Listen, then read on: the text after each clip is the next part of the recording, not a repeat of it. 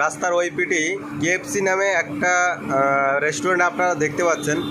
দেখুন ওই কেএফসির নিচেই একটা ছোট ঠেলা রিক্সায় একজন লোক কিছু বিক্রি করছে।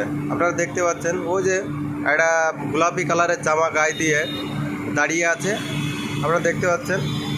তো ওই মানুষটি প্রত্যেক দিন ওই জায়গায় ওই ঠেলাটা নিয়ে দাঁড়ায় এবং রাস্তাতে যেসব মানুষরা যায় ওনার কাছ থেকে কিন্তু প্রত্যেক দিন খাবার কিনে খায়।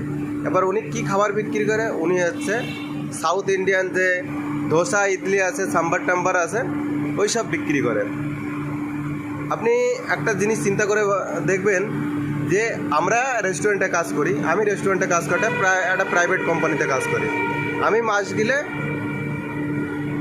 20-21 হাজার টাকা পাই, 20-21 হাজার টাকা পাই।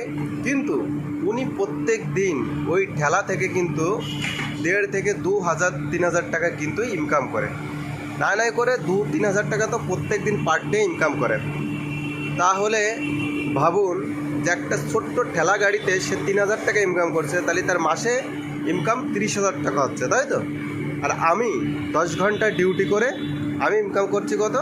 আমি 10 ঘন্টা ডিউটি করে আমি ইনকাম করছি 20-21 হাজার টাকা, তাই তো? তাহলে আপনি ভাবুন যে ব্যবসা ভালো না কোনো কোম্পানিতে কাজ করা ভালো, মানে প্রাইভেট চাকরি করা ভালো না সরকারি চাকরি করা ভালো না ব্যবসা ভালো? এটা আমরা সকলে জানি ব্যবসা ভালো, কারণ সে 5-6-7 ঘন্টা দাঁড়িয়ে থেকে ইনকাম করে নিয়ে আসছে কত? 3,000-4,000 টাকা, তাই তো?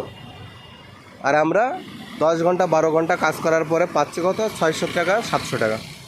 তাহলে এটা সবসময়, এই জন্য সবসময় মানুষই বলে যে বড় চাকর হওয়ার থেকে ছোট মালিক হয়ে যাও, ঠিক আছে? বড় চাকর হওয়ার থেকে ছোট মালিক হয়ে যাও, সব থেকে বেটার।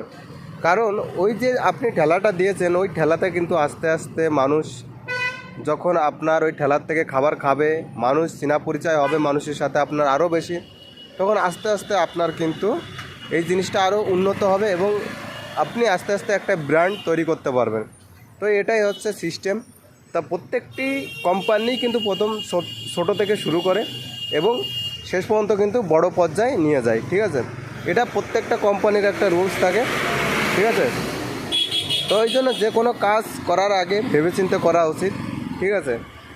যারা চাকরির জন্য খাটে তারা সেরকমভাবে খাটতে হবে যাতে মাসগুলো একটা ভালো টাকা মাইনে হয় বা ভালো হয়, সেরকম জন্য খাটলে আপনার লাভ আছে, ঠিক আছে? কিন্তু যে মাস গেলে 20,000 টাকার জন্য আপনি খাটছেন, ওটাই কিন্তু আপনার কোনো ফায়দা হবে না, ঠিক আছে? বরং ওটাই লস হবে, ঠিক আছে? এটা সবসময়